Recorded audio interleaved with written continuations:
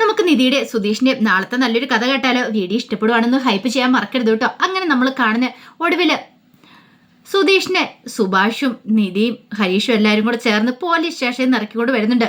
പക്ഷേങ്കിൽ അവന്റെ ലൈസൻസ് മേടിച്ചു വെച്ചിട്ടുണ്ടായിരുന്നു പോലീസുകാർ. 1 മാസത്തേന് ലൈസൻസ് കൊടുക്കില്ല എന്ന് പറഞ്ഞു. 1 മാസത്തേന് നീ ഡ്രൈവ് ചെയ്യണ്ട. സുധീഷിന് ദേഷ്യം ഉണ്ടായിരുന്നു. പക്ഷെ ഇനി എന്തായാലും പറഞ്ഞിട്ടുണ്ടെങ്കിൽ തന്നെ സെല്ലി പിടിച്ചിടുമെന്ന് അറിയാവുന്നതുകൊണ്ട് മാത്രം സുധീഷ് കൂടുതലായിട്ടൊന്നും പറയാൻ പോയില്ല. ഒടുവില് വീട്ടിലേക്ക് വന്നാലും വല്ലാത്തൊരു ദേഷ്യമായിരുന്നു സുധീഷിന്.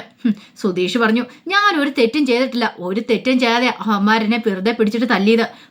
അവൻ SP യുടെ മോനായതുകൊണ്ട് അവനെ അങ്ങോട്ട് വെറുതെ വിട്ടു. എന്നെ പിടിച്ച് ലോക്കപ്പിലിടാൻ അവന്മാർ ശ്രമിച്ചതെന്നൊക്കെ പറഞ്ഞു. ഹരീഷ് പറഞ്ഞു, ഇത്രയെങ്കിലും ബോധം ഉണ്ടായിരുന്നോടാ നിനക്ക്? ഉണ്ടായിരുന്നു ഇങ്ങനെ നീ പ്രവർത്തിക്കുമായിരുന്നു? വണ്ടി ഇടിച്ചും പോരാ പിന്നീട് പിടിച്ച് തല്ലേണ്ട കാര്യം ഉണ്ടായിരുന്നു എന്ന് ചോദിച്ചു. ദേ നീയും മിണ്ടരുതെന്നും പറഞ്ഞുകൊണ്ട് ഹരീഷിനെ ചീത്ത പറയണം. അങ്ങോട്ടും ഇങ്ങോട്ടും വഴക്കായി. ഒടുവിൽ അടിയായി. സുധീഷ് ഹരീഷിനെ പിടിച്ചടിച്ചു. ഹരീഷിന് സഹിച്ചില്ല. ആ സമയം സുഭാഷ് വന്നിട്ടുണ്ടായിരുന്നില്ല. സുഭാഷ് കടയിൽ കയറിയ സമയമായിരുന്നു. അപ്പം നിധിയും ദികേഷും ഒക്കെ ഉണ്ടായിരുന്നുള്ളൂ. അപ്പോഴേക്കും നിധി ഇടയ്ക്കിലേക്ക് എറിയിട്ടിച്ചു. നിങ്ങൾ എന്തു പരിപാടിയെ കാണിക്കണമെന്ന് ചോദിച്ചു. ആ സമയത്ത് ഭാസ്കരൻ പറഞ്ഞു, അല്ല സുധീഷ് ചെയ്താൽ എന്താ തെറ്റിരിക്കണേ? അവന്റെ ഭാഗത്ത് തെറ്റില്ലെങ്കിൽ അവൻ എന്തിനാ പൈസ കൊടുക്കുന്നത്? 50,000 രൂപ കൊടുക്കേണ്ട വല്ല കാര്യം ഉണ്ടായിരുന്നോ? ആ പൈസ കൊടുക്കേണ്ട ഒരു കാര്യമില്ലായിരുന്നു പറഞ്ഞു. ഹരീഷ് പറഞ്ഞു, വെറുതെ 50,000 രൂപ കൊടുത്തല്ലോ, ഇവൻ ഇടിച്ചതിന്റെ ഫലമായിട്ട് കൊടുത്തല്ലേന്ന് ചോദിച്ചു. എടാ ആ പൈസ കൊടുക്കേണ്ട ഒരു കാര്യമില്ലായിരുന്നു. ഇവൻ തെറ്റ് ചെയ്തിട്ടില്ലെങ്കിൽ പിന്നെ എന്തിനാ പൈസ കൊടുക്കുന്നത്? അറിയായിരുന്നു അകത്ത് പോയി കിടന്നേനെന്ന് പറഞ്ഞു. SP യുടെ മോനെ ഇവന് ഇടിച്ചിട്ടെ എന്ന് പറഞ്ഞു. അത് കേട്ട് കഴിഞ്ഞപ്പോൾ സുധീഷ് പറഞ്ഞു, അതല്ലേലും അങ്ങനെയാണല്ലോ. പൈസ ഉള്ളവൻ്റെ കൂടെ അത്ര വലിയ സ്റ്റാർസ് ഉള്ളവൻ്റെ കൂടെയല്ലേ എല്ലാവരും നിൽക്കത്തുള്ളൂ. നമുക്കൊക്കെ എന്തെങ്കിലും വിലയുണ്ടോയെന്ന് ചോദിച്ചു. ഭാസ്കരൻ പറഞ്ഞു, അതേടാ അതങ്ങനെ തന്നെയാണെന്ന് പറഞ്ഞുകൊണ്ട് ഭാസ്കരൻ എരിപൊരി കയറ്റിക്കൊണ്ടിരുന്നു. ഒടുവിൽ ഹരീഷിനോട് ദേഷ്യം തോന്നി സുധീഷിന്. ദേ നീ വലിയ പൈസ കൊടുത്ത കണക്കൊക്കെ പറയുന്നുണ്ടല്ലോ, എന്തിനാ നീ പൈസ കൊടുത്ത് തന്നെ പുറത്തിറക്കിയത്? അതിൻ്റെ ആവശ്യമൊന്നും ഇല്ലായിരുന്നു പറഞ്ഞു. ഇറക്കിയില്ല കാണായിരുന്നു പറഞ്ഞു. വീണ്ടും രണ്ടുപേരും അടിയായി. ഒരു വിധത്തിൽ നിധി രണ്ടെണ്ണത്തിനെ വഴക്കൊന്ന് അവസാനിപ്പിക്കുകയാണ്. പിന്നീട് ഹരീഷിനോട് പറഞ്ഞ്, ദൈവത്തെ ഓർത്ത് ഒന്ന് കയറിപ്പോ, വെറുതെ വഴക്കുണ്ടാക്കല്ലെന്ന് പറഞ്ഞു. കാരണം പറഞ്ഞിട്ട് കാര്യമില്ലെന്ന് നിധിക്കറിയാം. എങ്കിലും പിന്നീട് സുധീഷിനെ ഹരീഷിനെ മാറ്റി മാറ്റി വിട്ടു. അതിനുശേഷം ഭാസ്കറിൻ്റെ അടുത്തേക്ക് വന്നു. നിങ്ങളൊരു അച്ഛനാണോ എന്ന് ചോദിച്ചു. സാധാരണ മക്കൾ തമ്മിൽ വഴക്കുണ്ടാക്കി കഴിയുമ്പോൾ ആ വഴക്കില്ലാതാക്കാനായിട്ട് അച്ഛനമ്മമാർ ശ്രമിക്കുന്നത്. ഇവിടെ എരുത്തിയിൽ എണ്ണ ഒഴിച്ചു കൊടുക്കുന്ന പോലെ വീണ്ടും വീണ്ടും ഓരോന്ന് പറഞ്ഞിങ്ങനെ പ്രകോപിച്ചുകൊണ്ടിരിക്കുക. അതാണോ ചെയ്യേണ്ടതെന്ന് ചോദിച്ചു. അല്ല മോളെ, അത് പിന്നെ ഞാൻ മിണ്ടരുത്. നിങ്ങൾ നല്ല രീതിയിൽ പറഞ്ഞു കൊടുക്കുകയാണെങ്കിൽ ഇവരിങ്ങനെ ആകുമായിരുന്നോ? കുഞ്ഞുനാളിലെ വഴക്കുണ്ടാക്കുന്ന സമയത്ത് എടാ അങ്ങനെ ചെയ്യരുത്, നിങ്ങൾ ചേട്ടനനിയന്മാരാണ്, സ്വരുമയോടെ നിൽക്കേണ്ടവരാന്ന് പറഞ്ഞ് തിരുത്തുമല്ലേ വേണ്ടേ? അതിന് പകരം നീ അടിക്കടാ ഇടിക്കടാന്ന് പറഞ്ഞു കൊടുത്തുകൊണ്ടിരിക്കുന്നു. എന്തൊരച്ഛനാന്നൊക്കെ ചോദിച്ചു. ഭാസ്കരന് ഒരു നാണക്കേടും കാര്യങ്ങളൊക്കെ തോന്നി. കുറച്ച് സമയം കഴിഞ്ഞ് കഴിഞ്ഞപ്പോഴത്തേനും സുഭാഷ് അങ്ങോട്ട് വന്നു. സുഭാഷ് വന്നു കഴിഞ്ഞിട്ട് എന്ത് പറ്റിയെന്നൊക്കെ ചോദിച്ചു നികേഷിനോട്. ആകെപ്പാടെ വല്ലാത്തൊരു മൂകത തോന്നി. നികേഷ് കാര്യം പറയണം.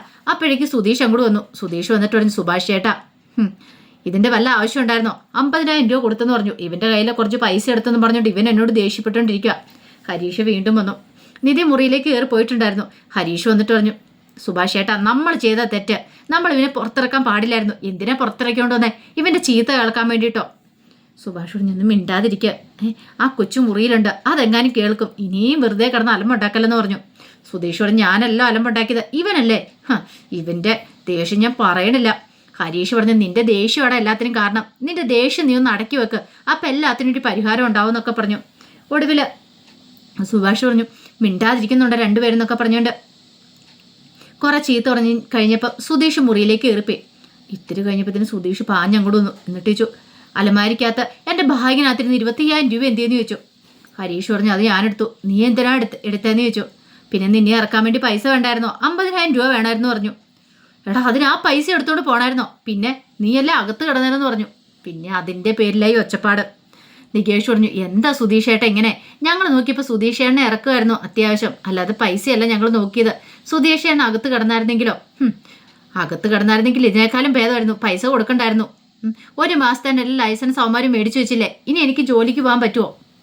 എന്നിട്ട് പുറത്തിറക്കിയിരിക്കുന്നു. എല്ലാ കുറ്റം എൻ്റെ തലയിൽ. പൈസയും പോയി, ലൈസൻസും പോയി, എല്ലാം കൂടെ എൻ്റെ ഭാഗ്യയിൽ ഇനി എങ്ങനെ തൊട്ടാളുണ്ടല്ലോ എന്നൊക്കെ പറഞ്ഞ് കുറേ ചീത്ത പറയണം. ഹരീഷ് പറഞ്ഞു, എന്ന് വെച്ചാൽ എനിക്ക് വേണ്ടിയിട്ടല്ലേ, എൻ്റെ സ്വന്തം ആവശ്യത്തിന് വേണ്ടിയിട്ടൊന്നുമല്ല, നിൻ്റെയൊക്കെ ആവശ്യത്തിന് വേണ്ടാന്നൊക്കെ പറഞ്ഞിട്ട് ഹരീഷ് ദേഷ്യപ്പെട്ട് അങ്ങോട്ട് പോവാണ്. സുധീഷിന് സങ്കടവും ദേഷ്യം വന്നു. സുധീഷ് വീട്ടിൽ നിന്ന് അങ്ങോട്ട് ഇറങ്ങിപ്പോയി. കുറേ സമയം കഴിഞ്ഞപ്പോൾ സുധീഷ് ബിയർ കുടിക്കാൻ ബാർ ചെന്നു. ബാറിൽ ചെന്ന് ബിയറൊക്കെ ഓർഡർ ചെയ്ത് കുടിച്ചുകൊണ്ടിരിക്കുമ്പോൾ തൊട്ടപ്പുറത്ത് ഭാസ്കരൻ വന്നിരുന്നു. അച്ഛനെ കണ്ടുകഴിഞ്ഞപ്പോൾ സുധീഷ് ഇങ്ങനെ നോക്കി. ഭാസ്കരൻ പറഞ്ഞു, കൊള്ളാലോ, നല്ല മാറ്റം ഉണ്ടല്ലോ എന്ന് പറഞ്ഞു.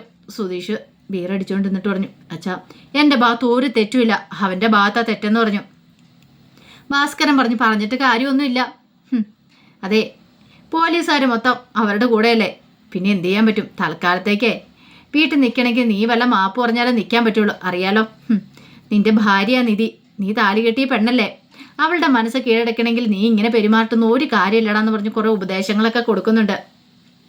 സുധീഷിനാണ് ആകെപ്പാടെ വല്ലാത്തൊരു ബുദ്ധിമുട്ടായി. നിധിയുടെ മുന്നിൽ വെച്ച് താൻ അങ്ങനെ കുറേ പെരുമാറിയത് ഹരീഷിനോടൊക്കെ.